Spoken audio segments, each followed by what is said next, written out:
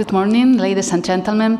First of all, I would like to congratulate Belgium on its extraordinary work on holding the presidency of the Council of the European Union, and in particular for organizing this outstanding conference.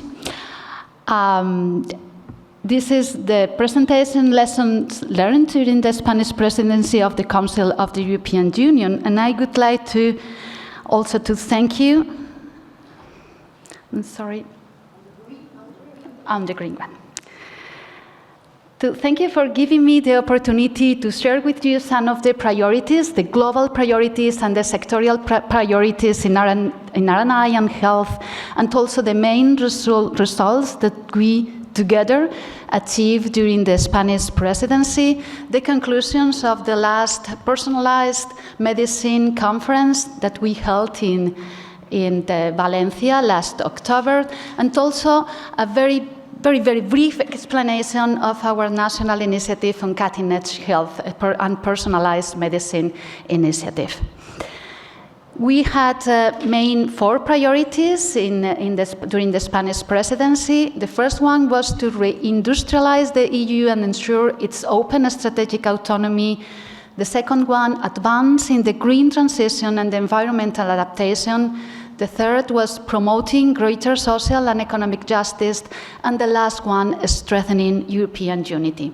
And aligned with these 4 priorities, we had, in the realm of science and innovation, some special thematic priorities. The first one was improve the role of R&I in policy making for have better informed decision, to promote, to foster regional and local innovation and use it to strengthen the territorial cohesion within the member states and within the European Union. And the last one was to analyze the RRF and other investment impact on sectorial policies, including health, as drivers for economic transformation and recovery. And in regards to health policy, we had already 4 priorities: to advance towards the creation of the European health data space, improving the protection of vulnerable groups in the EU, fostering preparedness and response initiatives for facing new health alerts, something that is closely related to the conference that you had 2 weeks ago. And the last one was aligning the European health agenda with the 2030 agenda and the One Health approach. In this slide, you can see some of the results, and I would like to underline the Council conclusion on strengthening the role and impact of R&I in the policy-making process, including the 3 main pillars that I have already mentioned, and very important, the EU recommendation on a European framework to attract and retain research, innovation, and entrepreneurial talent in Europe, something that is crucial also in health research and health innovation. In the field of health policy, it was very important, the Council conclusions on mental health and well-being in different contexts of life course, but also including a sectorial approach, including digitalization and artificial intelligence, among other fields. And of course, very important, the work in progress at that moment towards the policy agreement at the Council level on the EHDS regulation that, as you already know, was approved in April 2024. In this slide, you can see the main conclusions of the presidency conference towards personalized medicine in Valencia. We all know that we need more and better personalized approaches in medicine and healthcare, and not only for diagnosis and treatment, but also for prevention and for rehabilitation in the whole value chain. We already know that personalized medicine is in the backbone of policies, of course, at the EU level, including some very important initiatives such as EU for Health, the Cancer Mission, Digital Europe, and in general Horizon Europe, but also at the national level. In several member states, there are some personalized medicine initiatives that are working as pillars in the strategic projects that are being developed in different countries. We know that personalized medicine is an evolution that we need to incorporate, to scale up within the health systems. And we need to overcome some challenges. I think the challenges are clear and we know them, but we need to identify some key elements that can help us to overcome them. And we identify in Valencia some of them. We need to pool and to aggregate resources at the EU and global level, including partnerships and adequate liaisons with sectorial initiatives. There is a key role for the research infrastructures to be catalyzers and use them as bridges to develop a more efficient, personalized medicine. We need, of course, to develop adequate communication means and channels through data ecosystem. We need to use data based on open science principles. And finally, we don't need only European policy, but international policy as transversal policy for an effective deployment and uptake of solutions at a global scale without leaving anyone behind. And these are my last two slides that are focused on our national initiative that is named Cutting Edge Health and Personalized Medicine Initiative.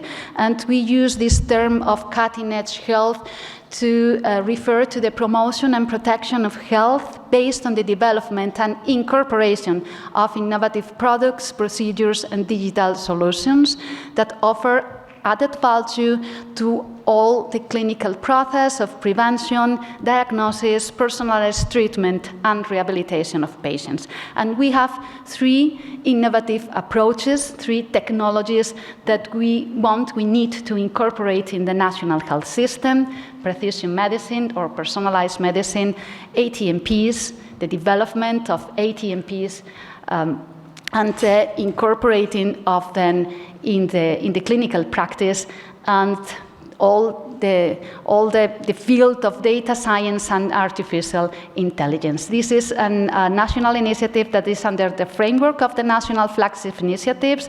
Economic growth and recovery are in its basis. We have a budget of 2.5 billion euros and around 2 billion euros are public investment that comes mostly from the RRF, the Recovery and Resilience Facility, that also includes a state structural budget that is increasing. And there are different sort of actions and instruments that we are using, but under a common strategic agenda: call for project, blending finance, public procurement, including pre-commercial and innovative procurement, co-investments, joint private-public developments, among others. And this is an overview of the strategic plan with 4 strategic goals focused on personalized precision medicine, ATMPs, the creation of an innovative data system for the national health system, a data lake for the national health system, and the digital transformation of the healthcare, including several actions that are within a particular plan and a strategy for digital transformation. And we have also 5 cross-cutting lines that are helping us to strengthen and develop the capacities for innovation in the national health system, to develop a modernized and digitalized industry, to foster collaboration and coordination between scientific and industrial sector, to foster territorial cohesion within our country, and to provide training and capacity building to achieve these very difficult, very challenging strategic objectives that are included in the Charter. We are collaborating with 5 different ministries and with the 17 regional administrations. And this is the last one. We have an executive summary of the project online. Here you can see the link. And of course, if you have any question, we will be very happy to answer it in our email that you can see in the slide. Thank you so much. Good morning, everybody. Really happy to be here. I have to admit, I'm a technologist. I'm a nerd, so I'm going to provide a very different perspective on where we see healthcare going from the perspective of course, a technologist. Let me maybe first spend just a few minutes explaining where I come from, so you can actually get into my shoes and understand my perspective. So I'm from a place called IMEC, which is a nanotechnology organization. It's in fact the largest worldwide. And we help technology companies that we all depend on for our devices, our technology. We help them advance their technology. So we typically look 5, 7, 10, even 15 years ahead. And so the transistors that we use today in our devices, we worked on maybe 10 years ago.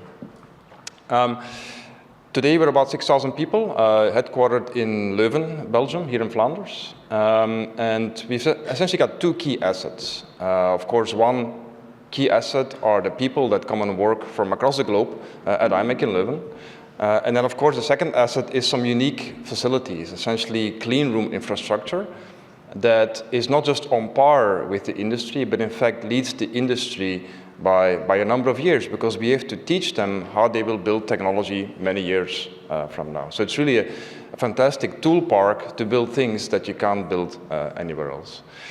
Of course, we're very focused on helping the companies that we're all familiar with, for example, Samsung, Intel, TSMC, advance their technologies.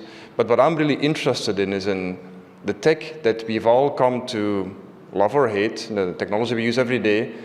Are there other uses for it, and can we maybe exploit it to build some unique life science healthcare tools that really advance our abilities to understand biology, and then also, of course, ultimately help patients.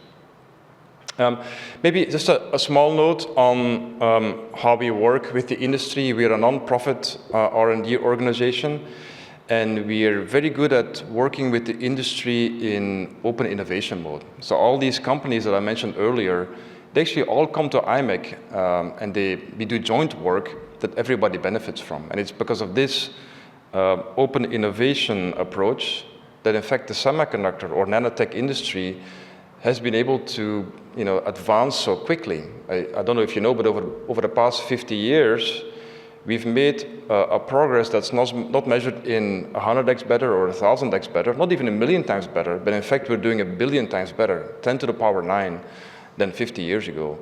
And that's because of the industry makes these year after year advancements, because they are willing to do so in open innovation mode. So the very hard challenges that everybody needs solved, we do together, and then each of our partners will then build competitive products on top of that common platform. So open innovation, I think, is key, and we'd love to push that in a healthcare setting too. We'd love for pharma and biotech companies, life science companies to come together and agree and join challenges that we can then solve together more efficiently and more quickly. I think it's a really exciting time because finally, it feels like finally we can actually understand biology to the level that where it makes sense and we can really do something about diseases. And so finally we've reached a certain scale, and scale for me means 2 things. So on the left-hand side of the slide, I illustrate scale with a modern compute engine. So this is one from AMD. You could have also shown an NVIDIA compute engine. But finally now we can build these amazing devices with hundreds of billions of transistors. Imagine that it's a component you can buy for a couple of hundred to a couple of 10,000 euros, but that component actually has 100 billion pieces in it that all need to work together flawlessly. It's amazing that we can do this. So these are really complicated pieces of machinery that allow us to do the compute that is needed today to do things like ChatGPT and also AI drug design, for example. So that's one aspect of scale. Finally, we have the compute at a cost that makes it possible to analyze the very large data sets that come from biology, life science research. Then the other aspect of scale is on the right-hand side. In these very advanced compute systems, there are now also devices that are small enough so they interface with a single molecule at a time. So for illustration purposes, in the middle I show a modern transistor. This is called a FinFET. And if you look carefully, you might see the atoms in a transistor because they are that small. They consist of a countable number of atoms. And that transistor is at the same scale as the illustration of a molecule all the way on the right-hand side, which is RNA polymerase. It's the molecule that actually will take your DNA blueprint and then write a copy onto RNA so you can make a protein out of it. Well, that molecule, in fact, is the same size as a modern transistor. And so the technology we use to build transistors today, flawlessly, cheaply, can also be used to interface with single molecules at a time as a way to really understand biology. And I'll try and explain what that means. So so we are very passionate about using our competences, our infrastructure, our know-how to actually drive what's called a bioconversion. So the mix of technology and biology. And that's really important, I think, because ChatGPT-4, for example, has illustrated that if you actually are able to internalize all of the knowledge in a domain, in this case human language, you can actually build a very competent model that actually allows you to work in that framework, to create very efficiently, to understand very efficiently. In biology, we're nowhere near that point where all the required data is there. In fact, we think less than 1% of the data required to understand biological systems is available. And even if it's there, it may not necessarily be not accessible or in the right format. So we've got a long way to go to actually generate the data sets that allow us to build AI models that will then allow us to understand and intervene into biology for the benefit of the patient. And that's what it's all about. So can we build those tools that read the biological bits so we can understand the biological dark space? This is very technical. I'll go over it quickly. The point I want to make here is that our point of view is it's integration. So what we tend to do is we take electronics, just like what you find in your smartphone, for example, and then we put stuff on top. We integrate things on top, sensors, microfluidics, photonics and optics, specific interfaces with biology. And we do this in a way that is mass manufacturable. That's really important. Not just in a way that you can do it once and write a great paper about it. No, we do it in a way that actually allows you to manufacture these things ultimately in large volumes at very low cost. And then the two key elements, of course, are one, what we call fab capability, so clean rooms that allow us to manufacture semiconductor systems in a state-of-the-art fashion. And then at the bottom right, you see actually some footage from what we call our life lab, where then silicon meets biology, and we can validate these systems with, for example, human samples. Some examples of things we did in the past, just to show you the power of what could be accomplished. The thing on the left-hand side actually is a molecular camera. So it's a camera that is different from the cameras in your smartphones in the sense that it doesn't see photons, light, but it sees electrons. And these cameras are used actually in what are called cryo transmission electron microscopes, very powerful machines that shoot electrons at molecules to reveal the structure of the molecule in atomic detail. And so this is what you would use if you wanted to take a picture of the spike protein of, for example, the Omicron corona variant, so you can then figure out how to develop a proper antiviral therapy. So again, we're using sort of the idea that cameras have become very good because we all buy many of them. Each one of us probably has 3-4 cameras in our pockets. Well, let's leverage that and give it a twist, make them electron sensitive, and now we can actually determine molecular structure down to atomic detail. The thing in the middle is actually kind of similar. That literally uses a smartphone camera on top of which you integrate additional functionalities to turn an ordinary camera, which costs 4 or 5 euros, into a high-performance research instrument that can read DNA with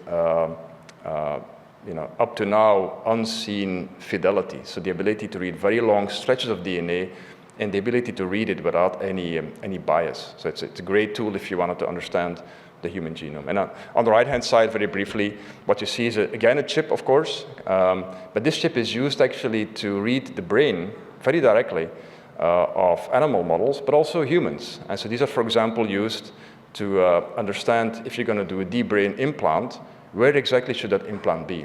Or they're also used, for example, if a person has ALS and is no longer able to speak, to provide a speech prosthetic interface for that person so they can talk just through thinking, actually, at nearly natural levels of fluency and natural levels of speed, words per minute, including even an avatar of the person's facial expressions, so these people can communicate thanks to these brain-machine interfaces. And it's really about integration. The point I want to make here is that you take a really complicated instrument, and once you can figure out how to integrate all the functionality on chip, you can actually get the power of 8 expensive large instruments that would actually fill a room about this size down to a single chip and actually enable researchers and clinicians to really understand the biology and treat patients. I'm going to move a little quickly because I notice my time is moving fast, and talk about the future of omics. So omics, of course, is really important. So omics is about understanding biology. In my language, it's about reading bits from a biological sample from a patient. Illustrated here with a cartoon on the left-hand side. So what you see is a cartoon that would illustrate what a tumor might look like.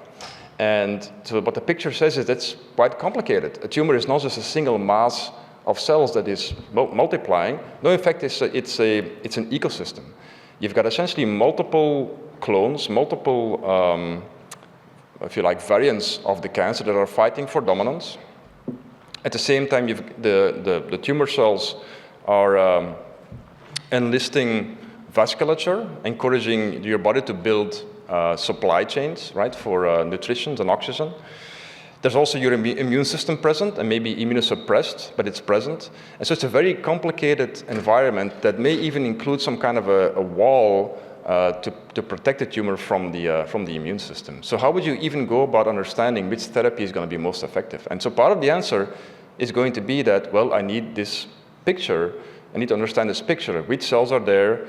What are they doing? What are their, in technical terms, expression profiles? So I can go and figure out which treatment may be most effective. I may also, for example, want to know which specific proteins are being generated or built in these cancer cells, so I can find the therapy that addresses these specific cells with those so-called neoantigens. And so from where we are today to where we need to go, we need to essentially improve on 2 axes that's shown on the right-hand side. We actually need to be able to get to much higher throughput. So this is about reading more bits of data from a biological sample. Today, we can read the genome. We can also read the transcriptome, which is actually the step between your genome and the cell's function. We're not quite there yet to read the proteome, which is actually cell function. And reading the proteome is, for many reasons, much, much harder. I'll explain in a few slides. But the short answer is that we need to be able to read more bits at lower cost. We need to do about a factor 1,000 better than what we can do today. So how might we do that? That's one challenge. The other thing we want to do, that's a vertical axis, is we actually want to read biology, not just take a sample and then mix it all up and get an average picture. No, we need to actually get a spatial picture. We need to understand how all the elements are connected so we can find exactly the best. Well, first of all, we can understand the biology, and then we can develop treatments, and then also decide on the best possible treatment for a specific patient. So we need this spatial resolution as well. So let me talk about the horizontal axis first. This is a cartoon. The DNA is what we all have become familiar with. The RNA is a copy of the DNA, so you can actually make something useful out of it, and then you get a protein. There are about 20,000 genes in your genome, yet there are about 1 million different proteoforms. And this is because not every gene translates one-to-one to a protein. That has to do with the way the RNA is used, called alternate splicing, It has to do with the fact that proteins get modified too with what's called post-translational modifications. So the proteome, which is all the different proteins in a sample, is vastly more complex than the genome. Yet it's much more informative because the malfunction doesn't really happen at the blueprint level. It's just an error in the plan. It actually happens at the protein level. So understanding the proteome is really quite important for diseases like cancer oncology, autoimmune diseases, dementia, and so on. Now, as I said earlier, that proteome is really complicated to read. I won't dwell on it, but in genomics, we were really lucky that we could actually exploit molecular machinery. We could exploit the machines that nature has developed to process DNA letter by letter. And by the way, there's only 4 letters in DNA. With the proteome, you're out of luck. First of all, there's many more proteins. And second of all, there's no molecular machinery that you can hijack to actually do this for you. So it's a lot more complicated to read the proteome. Also, in the proteome, there's a huge difference in abundance. Some things are really abundant, and some things are at really low concentration, and you want to be able to read both. And if you want to understand that low concentration protein, you may have to sift through all of the highly abundant versions as well. And so in technical terms, we say there's a huge dynamic range, which again pushes the requirement that you just have to read many, many molecules before you find the relevant ones. So that's why we're working on a technology. It's really simple in concept. It's just a bunch of holes, but the holes are so tiny and they're so well controlled, exactly what we are good at, because controlling atoms in a mass manufacturable way. So you can use these holes to pull biology through, whether it's DNA or RNA or a protein or another molecule, a virus. And while pulling it through, actually the way it moves through and the way it blocks ions from flowing through is informative about which molecule is being pulled through. It allows you to actually identify and even sequence to some extent the molecules being pulled through. And so the challenge is not to show that this works. This has been demonstrated in the academic literature. The challenge is now to build real systems that allow you to do this at scale in a mass manufacturable way and at sufficiently low cost. And that's exactly what we're working on. Now, the vertical axis is another important one. So the previous work would allow you just to read more bits, and it's 1,000 times more bits at the same cost. How about the spatial aspect? There's actually two, I realize, a very complicated and at the same time very beautiful slide, I think. So there's really 2 ways actually to read biology spatially that are illustrated here. So on the left-hand side, what you actually do is you take a piece of human tissue, for example, and then you add colors that stick to a specific molecule. And if you then take a picture, you know where each molecule is. And you get these beautiful pictures of tissue labeled with colors where specific proteins are, for example, specific cell types are. So that's one way to do it. The other way to do it on the right-hand side is a little different. What you do there is actually you take microscopic pieces of tissue, just maybe one cell in size or a few cells in size, and actually the way we talk about this, we say you label them. You actually add a code to each of these cells in a specific location, and that code is then later on you mix everything together, and but each cell is now coded, and in the sequencing afterwards, the code that was added reveals itself, and you know where which signal came from. So it's a way to, after the fact, actually rebuild the spatial organization of cells. So both approaches are being used quite successfully. There's quite a few companies active in the space in these 2 different approaches, and we're helping many of these companies. So it's an exciting time. Actually, we think we see a lot of spatial work today, of course, in research, and we think the transition to the clinic may be faster than we all are ready for because of the value in spatial omics. The genomics took about, depending on your perspective, 20 years to be really used in the clinic routinely. We think with spatial omics, it might go a lot more quickly because of the additional details it reveals, and because it really helps you actually figure out the right treatment for your patient. Our approach is that, of course, we use chips, and we use chips to go into the brain, that's on the left-hand side. We use it to make artificial organs on a chip that you can study, but we also use it to indeed interface with biology at scale. And I'll skip something quickly here, but it's a really simple idea actually. So with chip technology, you can build these very large arrays of electrodes, and on each electrode, you can actually synthesize a small piece of DNA. That happens fully automatically by controlling the potential, the voltage on the electrodes, and then you're doing chemical cycling. You can actually get a very large surface, and each location at the nanoscale is labeled with a very unique code that identifies that location. And in fact, that can then be used to spatially encode the biology on top, so you can build a beautiful picture of what's going on, and a detailed picture of what's going on inside your tissue sample. Now, everything I said up to now actually works for tissue samples. So this is in fact biology that's no longer active. The next step in our work is actually taking biology as it is alive. And so we're taking cells, tissue, we're combining it with a chip and keeping the tissue or the cells alive.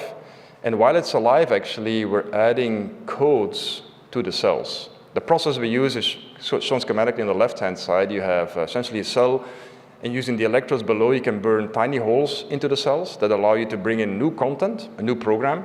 In this case, we add new codes to the cell that stay in the cell and allow you to identify it way later so you can understand in the biology what actually happened as the tissue or the cells, cell culture evolved.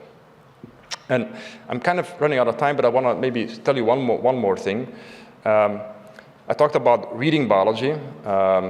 We think writing biology is also quite important, and that has to do with the need for preclinical modeling. Illustrating maybe here, so in drug development, what you do is you first do lead discovery, so you find a molecule that might be a good therapeutic, and then you go into preclinical modeling, which is where you try and figure out, is this going to work in a human? And you do this typically through animals, where you address toxicity concerns, you try and figure out what the dose might be.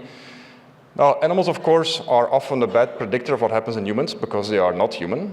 That's specifically the case in, for example, neurological diseases. Animals are really a bad model.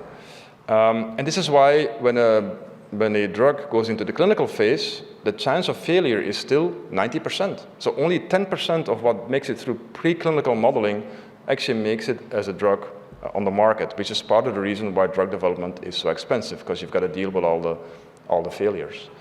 So what if we could actually build much better preclinical models? And so this is what we're interested in. We're using the same technology to essentially build tissue that is human. So it's derived from a single patient. And from a single patient cells, we turn those cells back into stem cells, induced pluripotent stem cells. And then actually we make tissue that looks like as if it was in the patient on a piece of silicon. So we can also read it out in extraordinary detail. And so you essentially build mini versions of humans, the brain, but also other parts, the blood-brain barrier, so we can recapitulate the biology, understand that patient, understand the biology, understand the disease mechanisms, and then ultimately also our desire is to understand the patient response to a specific therapy. So I want to point out it's not just about reading biology, it's also about programming biology, writing biology, and using these systems to understand patients much, much better. So my time's up. I'll quickly go through this. And maybe my final message is that we see a lot coming. We see what we call a Cambrian evolution in different things that might happen the next 10 years or so. Some things have already happened and are in fact a reality in the clinic today and help patients. And there's a lot more coming. Not everything will work, but many things will work, and they will change the lives of patients forever. Thank you. Yes, good morning, everyone, and it's really an honor to be here. I'm very excited to talk now not only about the cool technologies, because Peter has done that already, but how we can move them into the clinic. And I share the frustration that was mentioned earlier on. But let's jump right in. I'm a clinical geneticist, and I want to start my talk today by the beginning of human genetics. I think roughly 23 years ago, these two papers were published back to back in the most important scientific journals, and the New York Times at the time said, the code of life has been revealed. So people actually thought that you would know how old you will be and what kind of disease you will get. And in retrospect now, it seems very naive, but it was a giant step forward. If you think about it, the paper on the left involved 250 scientists over almost $1 billion, and they sequenced one single genome. And then the shocking thing is when they, on the paper on the right came out, just the second genome, both were completely healthy, and it turned out that it had roughly 3 million mutations. So when they compared them, Francis Collins, the head of the NIH at the time, or later on, said, we're all mutants. And this is exactly what the fact is. And this drives us, as geneticists, crazy and makes it difficult to do precision medicine. But fast forward, so the first genome was extremely expensive, but then something happened that we call next generation sequencing. And here you see the trajectory according to Moore's law, what people thought sequencing would cost. But then where you see this massive collapse, that's when something, and I will not talk about the technology, but people know it, next generation sequencing. So now suddenly we could multiplex this and sequence much more DNA at much lower costs. And roughly at, I would say, 2019, we were there that the magical goal of $1,000 was reached. So this has had an enormous effect on precision medicine and actually clinical everyday work. And when students or my kids ask me, like, what does your work look like? Then I usually show them this picture. So I just sit in front of a computer all day, and we decide on the right-hand side whether we sequence a few genes. So for breast cancer, we don't need the entire genome. Or we do an exome, that's roughly 2% of the genome. And then in a research setting, we do an entire genome. And this is still expensive, and so it's kind of the holy grail. But this has made it available clinically all over Europe and the first world countries. And so this was exciting, but how realistic is it now to bring this technology into personalized medicine Europe-wide or on the nation level and not just in research? And I want to talk about rare disease because that's what I do. And this is a picture of individuals who have different rare disease, and there's over 8,000 different ones. And I wish I would know all of them and say, well, I can tell you which one is which. But the truth is that usually we just try to sequence them and find out what is going on. And the problem is that we have to use many different arrays of tests to do that. And I want to show you how genome sequencing could make that much faster and also more affordable. So let's go back one step and say, why does it take sometimes years to get a diagnosis for a patient like this? And this is due to the fact that many of the health insurance companies, and I'm from Germany, they're very conservative with genetics, make us do standard tests. So we start with karyotyping on the top, an ancient technology that usually doesn't help us to get a disease. Then we do array for deletions and duplications, and then we do an exome, so we sequence 2%. This takes usually 6 months, sometimes longer. And then, if we're lucky, we get a diagnosis. So now the question is, could genome sequencing make this faster? Because in theory, with just one test, we could replace all the tests there are. So do the magic ring, the one that rules them all. And I know that in Belgium, I'm good friends with the geneticists there. They've tried to do this for the entire country. We in Germany, and at least in northern Germany, started local because politics is difficult. So in the university hospital where I am, we're in the most northern state, the second largest university hospital. We decided, let's do genome sequencing for all our patients for the next 2 years and see what happens. Since our ethics committee was quite conservative, very conservative, we had to do the standard tests in parallel. So this is what we did. On the left-hand side, every patient that we saw got a standard care, and then we did a trio genome sequencing. It's much faster, also much more expensive at the moment, but then we sat down and compared the results. And we wanted to see, do we actually find all the variants, right? If you bring in a new test that is supposed to promise everything, a one test for all strategy, you have to show that you can actually do it. And we knew that it would work at MIT, and we knew that it would work at KU Leuven, but could we do that in our hospital? And then we wanted to see, would it be faster and how much would it cost? And here's some of our results. So with our standard diagnostic test, it takes roughly 18 weeks, and we can make a diagnosis in roughly 49%. So when we do genome sequencing, we can do it in 4 weeks, so much faster, and get roughly diagnosis in 53%, so it's a slight increase. It's not great, but it works. But then where it really kicks in is, and I show some international data here, when you do this in the neonatal care. This is data from colleagues from Australia, where they have decided the the sickest of the sick, so newborn children that are critically ill, they get a genome right away. And they have done it actually in 3 days and can make a diagnosis in 47%, so roughly half. And the best thing about it, that actually when they made a diagnosis, in most of the cases, so in 60%, they actually changed treatment. So this is a big step forward to actually personalized or precision medicine. So I think in Europe or in Germany, we shouldn't be asking insurance companies for genomes. We need them because our patients need them. So then I want to tell you, is this, how can we bring this to the patient? Is it affordable? And can we make it accessible to everyone? And I'm going to give you the German example, what's just happening, and then hope that policymakers here will do this for all of Europe. So in Germany, we had 2 large consortia. On the left-hand side, we see the one for rare disease. This was purely research-driven, and we could do exomes. And on the right, much more powerful, the one for cancer. We call it personalized medicine for cancer. And they wanted to sequence all their patients, but there was only research money. And then they came up with a political initiative, or no, with a research initiative that took many, many years. So there was lots of talking, and we called it Genome.de for Germany, but nothing really moved forward. And then something exciting happened. Some politicians sat down and made bold decisions. And I want to make advertisement for this here today. So our former Minister of Health decided we should put genome sequencing as a standard care all over Germany with certain criteria. I'll talk about them. And decided to bring up a model project.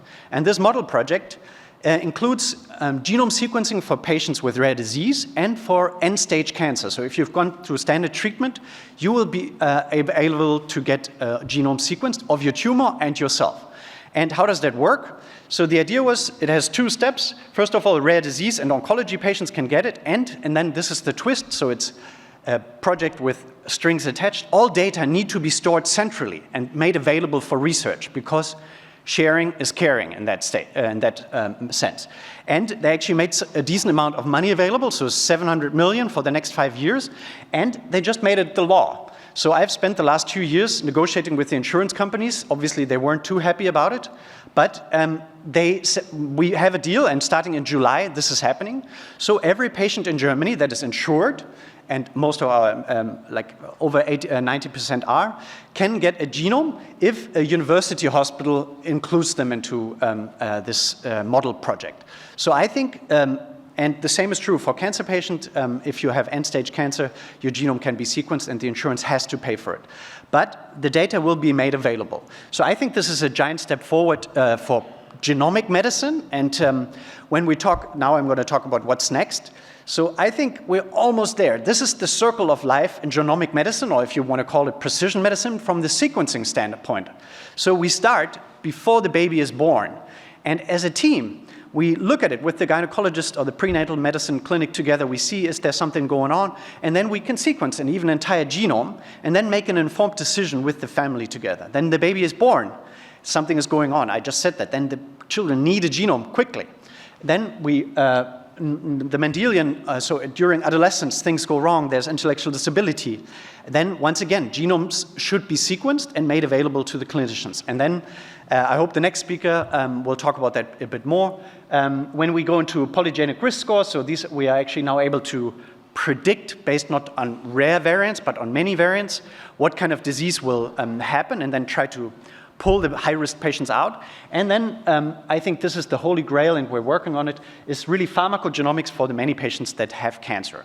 So I think this is happening right now, but what's basically, what do we need to make this happen? I already mentioned this. I think we need bold political decisions, and Germany is usually super slow, right? But this time I'm happy, and I know that there's other genome projects going on, but I think genomic medicine should be part of healthcare, and the data need to be available for everyone, because Germans are incredibly afraid, and I know that many in the EU are not so, of their personalized, of their personal genomic data, but if they can be made securely available for everyone, and that this will actually help. So now I come to I should stop my talk here and say this is all a great success, because I told you that genome sequencing is the Swiss Army knife that can do everything. In personalized medicine, we find lots of different things, but then when I talk to patients and parents, then they say, you sequenced my entire genome and still you make only a diagnosis in 50%? So what's wrong with you? What are we missing? And this is the question that I must also say. So I was freaking out and said, maybe we are just a bad hospital. But when I looked into the literature, the greatest kingdom of all, the 100,000 Genomes Project in the UK, also has diagnostic yields far below 50%. So it seems like really it's not just me or us or Germans, but we are missing something. So I want to take the last 3 minutes and tell you what I think we are missing. So when we talk about genome sequencing, and I still think it's a scandal when I show this slide, we only so far analyzed 2% of the genome. So we mainly concentrate on the part that carries genes, because 98%, it used to be called junk DNA, because we don't understand the code, and there's so many variants that we just ignore it so far. But I don't like the term junk DNA, I prefer it's gene deserts. So it makes the kind of Indiana Jones feeling. You can go into the desert and discover something, but you can also die of thirst because there's lots of sand. But is this even relevant? People thought this is not relevant to disease. And I always compare this to looking at the world from space. So if you look at the world from space, then I think if you come to planet Earth, it's a good idea to go where all the lights are, right? You're going to meet lots of people, and you're going to solve some disease if you look at the genes. That's true. But there's also lots of other things to explore, and sometimes there's hidden gems. And my lab, we've specialized in the non-coding genome, and I'm not going to talk about our work today, but I want to just show some very recent examples. So just by sharing data, the UK and the 100,000 Genomes Project just published, a good friend of mine, Nikki Whiffen, published this paper, and she looked in the middle of nowhere. I put it on Greenland because no one has looked there yet, and she found mutations in patients with intellectual disability in the middle of nowhere. And I've done that too, but she actually found the most common cause of intellectual disability in humans now. And we don't even understand the sequence. We just know, when we look at it, that there's lots of mutations clustering in that one region in the middle of nowhere, in the non-coding genome. So that shows this is relevant to disease. And even more important, when we look at, for example, gene therapies, the first gene therapy that came out for sickle cell anemia and beta thalassemia was afraid to touch the genes, so they used a non-coding element, also once again in the non-coding region, to switch off or switch on the embryonic hemoglobin to cure the disease. So I think it is very important, and we need to go there. With this, I will come to my concluding slides, and come back to the technology that Peter just mentioned. So I hope I could tell you that it is a long way. It took 23 years to bring genome sequencing from the first genome now into the clinic, and I know in some clinics it's reality, but I think it should be part of healthcare. But if we are still standing in front, we're still searching for the needle in the haystack, and for this we need more technology. And Peter already mentioned some. I will summarize it in my way. So I think we can do next generation sequencing, so genotyping. We can sequence anyone in this room on a machine that's the size of a copy machine or like a handheld device even. And now with genome editing and genome writing, so DNA synthesis, we can even write new genomes to understand this. But and the coolest thing, and that's what my lab is highly interested in, is single cell genomics. So we can now analyze all of this in single cells, in tumors, and what does it mean for personalized medicine? I think we can all do all these things very nice, but now we have to combine them and do personalized genomics. What do I mean by that? So I think in a patient that we see, we can not just sequence the DNA and look at it, or just do gene editing, like one mouse at a time. We will never get there, but we can combine them. So we can actually take a patient and make a cell exactly like that patient, and then do a functional test on it and have the readout at single cell level. So a tumor, the same thing. We could engineer the tumor and then test in vitro which medication would be best. This is going to take some time, but I hope it's not going to take another 23 years, and I understood that large companies worldwide are working on it. And I think this is really the next frontier, how to bring technology to our patients. With this, I give you my take home. I hope I could convince you, and I make this very clear. I think we always need policy or bold political decisions. Otherwise, the private sector will just suck up much of the money, I think. And genomic medicine should be part of healthcare. I already told you many times, sharing is caring. And in the end, we still need good funding, and I cannot stress this enough, for new technology development. Thank you very much, and I hope there's some questions.